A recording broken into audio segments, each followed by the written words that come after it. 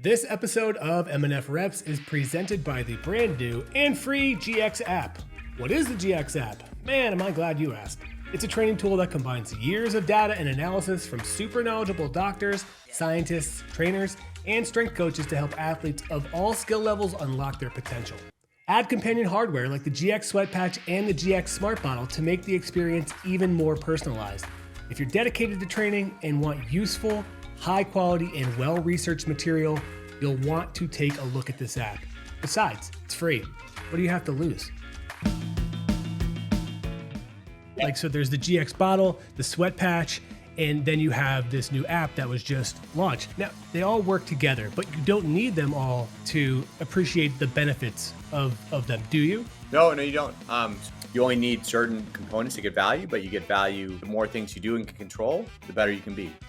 So you escaped a football career without any serious injuries, or are they just in different areas? No, I don't have injuries, so I'm healthy, and I actually still play competitive rugby. So I play for kind of funny, it's the U.S. team over 33, but we just played Argentina, Italy, and who was it? British Lions in Bermuda. This is 2 weeks ago. Jeez. So you're a dude that you shouldn't make you mad. You've got a mean streak. Well, I like contact, but it doesn't mean I'm mean. No, I know. Is it just something that you just didn't want to give up? Because a lot of people, after they get out of college, or they stop playing sports. I mean, to be honest, I have this competitive spirit. It's kind of, I was a wedge breaker in college. I like contact. I like rugby. So rugby, I think, is like the perfect of all worlds for me because I played running back and linebacker in high school and college, but then you can run the ball in rugby, you can tackle in rugby. It's a way to stay fit. I'm old, but all my other friends are playing golf and other things. And I can play golf and tennis. I can do that when I'm older, but now I just love the bug of team sports, and rugby has 7-on-7, which I love, but also 15-on-15. So I love both. I can't give it up. Now, as part of your job, do you get to go around and kind of, maybe it's called research, I guess, but just, either train with other athletes or teams, or is that something that would be extracurricular? Because I've been in innovation roles, I've been able to do that. So, I'll give you an example of it. So we had a Super Bowl, we had an activation where we stood up something called the GX Gym. So that was when it was in Houston, and this is still working. We actually gave people like personalized bottles and like a whole bottle tree there, but we brought in Brad Arnett. So Brad Arnett is the strength trainer. He owns Next Level Training, which is where all the Watt brothers train. Mm-hmm. And so I was in that gym and we were training with all the Watt brothers, but I actually grew up in Waukesha. They're from Pewaukee in Wisconsin. So I have three brothers and a sister. There's 3 Watt brothers. We grew up right around each other. So to be able to work out with them there and, go back to the Wisconsin roots. But when I've been to these training facilities, it's been my favorite days is when, whether it's at IMG Academies and I get to train in that sports facility or these stand-up gyms or some of the team stuff. Like yourself, like you look at these facilities and they're just phenomenal. And so if you can get in there and work out, those are the best days I've had for sure. How much do you work? Do you work a lot? Like think about somebody who's maybe listening to this or watching this and saying, I want to do that one day, but is that going to just totally take away any type of like personal life I'll have? Yeah, it's a good question. If you think of myself and just personally, I have 3 kids. So I have a 3-year-old daughter, I have a 6-year-old son, and I have an 8-year-old son.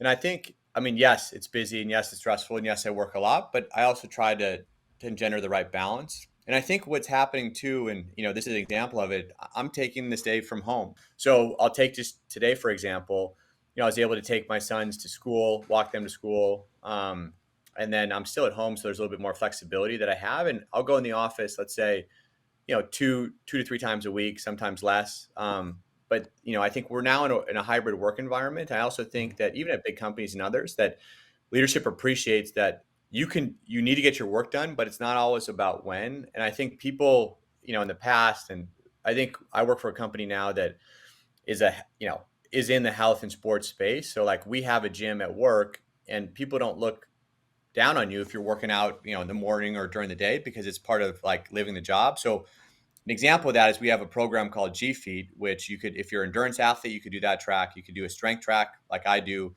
or you could do a fitness track. And we actually have an end of the year event right now, which I'm going to join. So anyways, it's encouraged. And so I think you as a person have to create your own balance. But yeah, I am able to get either, time with my family as well as time to work out. Okay. I want to bring something up because I need you to explain it to me. This is your bio that I was sent. It says, in his role, Palin oversees the brand's evolution from sports nutrition to athlete performance by expanding proprietary athlete intelligence to power a new direct-to-consumer business model across training, nutrition, and recovery. What does that mean? Can you explain it to me like I'm 5? Yep, no, happy to. So, proprietary piece, I mean, it's just, so that just means it's private, but it's, or protected. But basically what we're doing is we're trying to democratize sports science. And so I know you're talking to Dr. Eric Fries, and he's works with the Gatorade Sports Science Institute. So really what we're trying to do in simple terms is to take what sports scientists are doing with some of the best teams in the world, whether it's FCB or it could be the Milwaukee Bucks or it could be the Rams, and take what they do across their practitioners. And when I say practitioners, that's their strength coaches, that's their sports dietitians, that's their athletic trainers, and to really bring that to the everyday athlete, which is what we're doing in the app. And that can go across training, recovery, and nutrition. But you were in marketing before that, right? So I'm just trying to get your piece of the puzzle of all of these things. And I'll bring up the photo again because I think it's important. So there's the GX bottle, the sweat patch, and then you have this new app that was just launched. Now, they all work together, but you don't need them all to appreciate the benefits of them, do you? No, you don't. So each component has value, but it's like you go back to the process and the habits, and it's the little things that matter. So if you're trying to improve your performance, I mean, this, there's a lot of things that can impact it. So the more things you can control, the better you can sort of drive that performance. But if you do just one of these things, so for instance, if you're just doing a training program here and you're not using the smart bottle or the sweat patch, that's fine. You can still get tons of value. If you're starting to track and make sure you're hydrated, you can get even more value on top of that. So to your point, you only need certain components to get value, but you get value. The more things you do and can control, the better you can be. Now with the app, how do you strike that right balance of what you want to launch with, which programs you want to launch with? Is it names? Is it diversity of what you can accomplish? Are you looking at research to say, okay, here's what athletes are flocking towards? How do you determine that? Yeah, no, I mean, if you think of it, it's about choosing the right athlete, but it's also choosing the right name and the right program. So to your point, Dan Schaefer is writing these programs up, and he's an expert in that. We want to make sure that the titles are the right, and that the titles isn't going to match what's in the program. But like first speed, like quickness and things like that, like that's something like as an athlete, as a basketball player, you'd want. But it's also, as we think about this, and we're trying to strike the balance, but we want this to be for competitive athletes, which are high school athletes, but also forever athletes, which are older. And a high school athlete may want to sort of train to be a basketball player because they're still playing. But someone may not be who's a forever athlete. And so can they actually get value out of these as well? So you're trying to strike that balance, but we try to get the right programming and the right terms so you can able to choose it here. And the other thing I think is exciting is that we're getting feedback and we're looking for feedback, and we're trying to expand the programs we have. So maybe we don't have a bodyweight program here yet, but we can come out with that in a couple months to be able to offer that as well. And I did notice that. And I was trying to think about which sport would maybe correspond with that the best? I mean, or maybe is that something that you might reach out to, say, like the military for? Yeah, no, I think military CrossFit, I mean, I think it could go across, but I think the military is a great example. I know the military just has a new fitness test now, which is different than they've done in the past, but I think that's a great example of it. Now, as somebody that's on the marketing side of things, do you have to look at the number of people who are downloading this or the reach and all that, like the analytics? Because I'm sure, when Dan's making the programs, and I'm sure he's concerned that people like the feedback there. And I know, Eric was working with the sweat patch a lot. And I know you're kind of working with everything, trying to bring it all together. So are you the guy that's kind of saying, okay, here's where we're strong, here's where we're weak, here's where we need to get more outreach? Yeah, exactly. So, I mean, we're looking at the downloads, we're looking at engagement. So where are people spending time in the app? We're looking at reports, if there's any errors, and there's things we can actually get back to users if they are seeing an error or if they have questions. And one of the things, like the reason we came out with programs is because we thought they'd add more utility to athletes' lives. They'd be using them more. But no, to your point, there's so much rich data you can get from it, but we're just trying to continue to pivot to make it better based on the data we're seeing. What has been the most popular one or two programs that you've seen so far? I would say, just if you think of its popularities, I would say like the Jason Tatum program, and then as well as the messy, fast feet and explosiveness. I mean, I think it's a little bit with the athletes and the names, but I think those are two athletes a lot of people look up to, and also in terms of what they're delivering. I read one stat that 86.3 million people will use fitness apps this year. Do you know exactly how many of that pie that you guys want to get to feel successful? It's a good question. So aspirationally, I would say in 5 years, we want to get to 5 million engaged users. And so there's a growth trajectory to that. But I think, so to answer, it'd be 5 million out of that I think that 86, which that pie would be bigger at that point. But Yeah.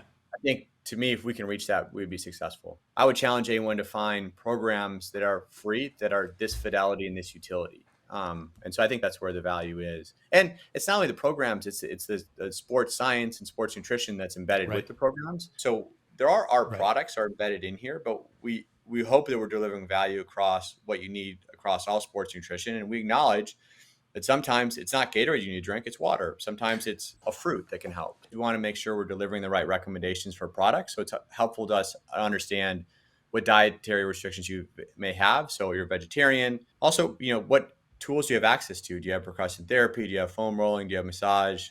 I don't know how many people have access to massage. I'm jealous of those who do. Not Stretching. me. Yeah, continue with the 3 tools you have. And then we can prepare the program and we can personalize based on weight, based on your dietary restrictions, and based on the tools you have. And so you go in here, you have a 60-minute workout, a little bit of an overview of what that workout's going to entail. But because we know a little bit more about you, we can actually deliver personalized nutrition recommendations that are going to work well with this workout. So we know your body weight, and this is generated by the body weight. So you drink 11 ounces of fluid, could be G0, could be water. You consume carbs if you want, but you can also go back and you can say, if you're someone who doesn't like carbs before a workout, you can select that. So again, caffeine, we know the science there, depends on when you work out. You may want that before. So you get your full sort of suite of nutrition recommendations, and then let's go into the workout. So you have the workout here. It's an upper body strength workout. If you go ahead and start that workout here, you start out with a warm up. It could be any cardio that you pick. And then here, I'm not going to go over every exercise, but you'd have from body weight squat, push up, you repeat these a couple times. And then now, let's get into the core of the workout. And it's important here because you're able to personalize based on how you're feeling. So are you ready to go? Are you okay? Or not great? That workout's going to be different based on what you choose here. I'm assuming you're always ready to go. So let's select that. I'm ready to go. Yeah. Yeah. To further personalize as well, let's do a benchmark test. So Okay. we know you're ready to go, so you can actually do that benchmark test. It's a good time to do it. So an upper body test would be a bench press here. So keep selecting through here. We'll tell you sort of the rep scheme, and there's videos that can actually show you if you're not familiar with bench press or if you want to revisit the form, you can actually go in here and look at this. So it really gives you the step by step, right? So it's walking you through, showing you how to get these metrics for yourself, which can also be helpful in continuing, right, and progressing, because a lot of people may, if they're not doing this, they may not think they're progressing enough, or they may start to get down on themselves if they're not seeing changes, even though they are getting stronger. So this is kind of a way to maybe help bridge that. Yeah, to bridge it, I mean, the way you can set goals, you can set benchmarks because you're doing a benchmark test, but it's going to mark that down for you so that, to your point, as you go through training later on, you can see what your progress is towards that. And there's other things here that the app will track that you'll see at the end is, how much weight are you lifting over that session? So that's something you can compare session over session as well. And now, so you've done that benchmark test, you've done the warm up. So let's now get into the workout. So here you can scroll down, you'll have dumbbell shoulder press, and there's some group exercises as well. So, those would actually be a superset between them. So like a superset, okay. Yeah, you have a full sort of upper body workout, dumbbell hammer curl, tricep extension, elbow plank. So it's gonna, you're supersetting these so you can be pretty efficient in your workout. Assuming you did all this, let's go to next here. Yeah, I'm feeling good already, man. Just cruising through it today. And then you just do a general cool down. Okay. So it should be pretty self-explanatory, but I think the part that I think is really great in here is you're embedding the nutrition recommendations, but you're personalizing based on how you're feeling and also based on your benchmark test. Hey, Zach, it's been a pleasure. I'm always happy to get on the phone or help in any way, but it's been a pleasure talking to you. Thank you, sir. Great to talk to you. Take it easy. All right, later, man.